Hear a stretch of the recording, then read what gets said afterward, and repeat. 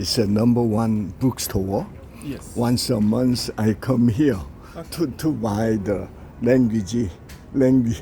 I speak English and Japanese. Okay. So I buy the book. Wow, you came from Australia, Yes. but you are French. Yes. Ooh. Correct. When did you arrive in Seoul? In Seoul, Monday, like 3 days ago. Oh, Yeah. wow, it's your first time to Korea. First time in Korea. Yeah. Oh, what's your first impression about Korea? It's really technologic. Technology. Yeah, because you have the Wi-Fi is everywhere. When you take the bus and all these things, like you always have like connections to USB and all these things, which I found really interesting. It's really easy to travel around. Lots of bus, lots of metro, and all these things. So Better than Australia. in a sense, yes, I think so. Yeah. Yeah, easier. Yeah, and more options to go.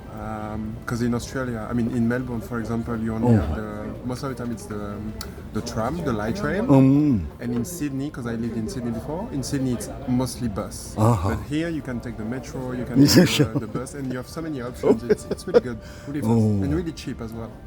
In Australia, it's really expensive. Yeah. Yeah.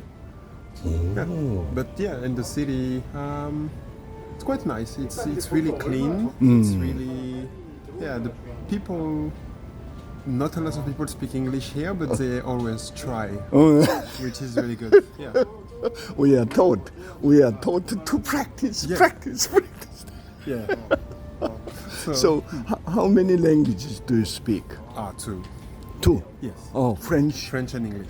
But many years ago, I have a memory about the French people. When I went to Canada, some city, they on the signboard and everything in French. Yes. It will be in Quebec. In Quebec, everything will be in French, but in the rest of Canada, it will be in English mostly. As a French people, Only in French. You speak good English. When did you start to pick up English? In France, it's mandatory from, I think you start when you're around 11. 11. Yes, 11 The years primary old. school days. Just after. Just after. Just after our primary school. Middle school. Middle school, yeah. Middle school to high school. And then when you do college, it's mandatory to have a minimum level of English. So Mandatory. I think it's an exam called TOEIC, and I think you need to have 700 out of, I think it's 990. And then I moved to USA. So yeah. So that's where the real language, because you can learn a language, but you need to live in the country to speak better. So I think that you are you have a deep knowledge about AI or something like that. No, barely.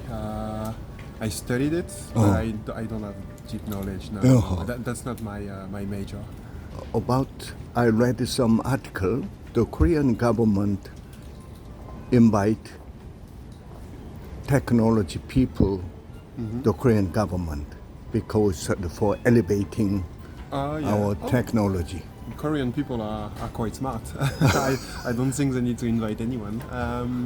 Because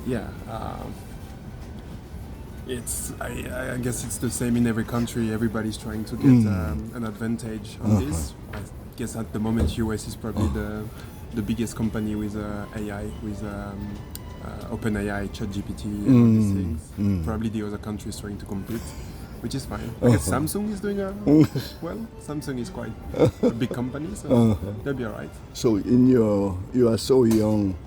What is your dream or? Too big? No, I don't think I have much dreams. I have a good life. I can't ask for much more. I live in Australia, which is a really, really nice country. I don't have problems, like literally no money, nothing. So. Why you went to Australia? Oh, my company.